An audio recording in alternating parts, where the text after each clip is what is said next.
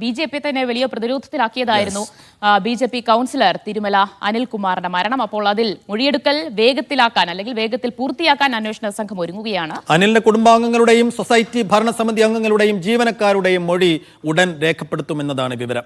സൊസൈറ്റിയിലെ സാമ്പത്തിക ഇടപാടുകളെ കുറിച്ചുള്ള രേഖകൾ സൊസൈറ്റി സെക്രട്ടറിയോടും സഹകരണ വകുപ്പ് രജിസ്ട്രാറോടും ആവശ്യപ്പെട്ടിട്ടുണ്ട്. സിജോ ബി ജോൺ തിരുവനന്തപുരത്ത് നിന്ന് അതിന് വിശദാംശങ്ങൾ നൽകാനായി ചേരുന്നു. Sijo, good morning. സിജോ, മൊഴിയെടുപ്പിലേക്ക് അന്വേഷണ സംഘം കടക്കുമ്പോൾ എവിടെ നിന്നും തുടങ്ങുമായിരിക്കും അന്വേഷണ സംഘം?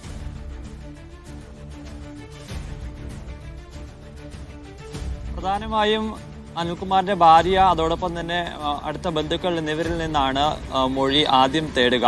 ഇതിന്റെ പ്രാഥമികമായ മൊഴി ഭാര്യയിൽ നിന്ന് എടുത്തിരുന്നു. അതിനുശേഷം വിശദമായ മൊഴി രേഖപ്പെടുത്താനാണ് തീരുമാനിച്ചിരുന്നത്. ഈ കഴിഞ്ഞ കുറച്ച് ദിവസങ്ങളായെങ്കിൽ പോലും ആ മൊഴി രേഖപ്പെടുത്തിയില്ല. ഒരു പ്രധാനപ്പെട്ട കാരണം എന്ന് പറയുന്നത് ഇതിന്റെ ചടങ്ങുകൾ, മതപരമായ ചടങ്ങുകൾ കഴിയട്ടെ എന്നുള്ളതാണ് കുടുംബം പറഞ്ഞിരുന്നത്. ഇന്നലെയായിരുന്നു ഇതിന്റെ സഞ്ചയന ചടങ്ങുകൾ ഉണ്ടായിരുന്നത്. അത് കഴിഞ്ഞതിന് പിന്നാലെയാണ് അന്വേഷണ സംഘം കുടുംബത്തിന് മൊഴിയെടുക്കാൻ വേണ്ടി അതിന്റെ നടപടികളിലേക്ക് വളരെ വേഗത്തിൽ കടക്കുന്നത്. നമുക്ക് മനസ്സിലാവുന്നതനുസരിച്ച് ഇന്നോ അല്ലെങ്കിൽ നാളെയോ ഈ 2 ദിവസത്തിനുള്ളിൽ ഇവരുടെ മൊഴി എടുക്കുമെന്നാണ് അറിയുന്നത്. അതിനുശേഷമായിരിക്കും ഈ സൊസൈറ്റിയിലെ മറ്റ് ഇദ്ദേഹത്തിന്റെ ഒപ്പം ഉണ്ടായിരുന്ന അംഗങ്ങൾ, മെമ്പേഴ്സായിട്ടുണ്ടായിരുന്ന ആളുകൾ, അതോടൊപ്പം തന്നെ ജീവനക്കാർ എന്നിവരുടെ മൊഴിയെടുക്കുക എന്നതിലേക്ക് കടക്കുക. ഇതാണ് പ്രധാനപ്പെട്ട കാര്യങ്ങളുള്ളത്. അതോടൊപ്പം തന്നെ ഈ തുക തിരിച്ചടയ്ക്കാത്ത ആളുകൾ ആരാണെന്ന് സംബന്ധിച്ച് വ്യക്തമായൊരു വിവരങ്ങൾ അന്വേഷണ സംഘത്തിന് ലഭിച്ചിട്ടുണ്ട്.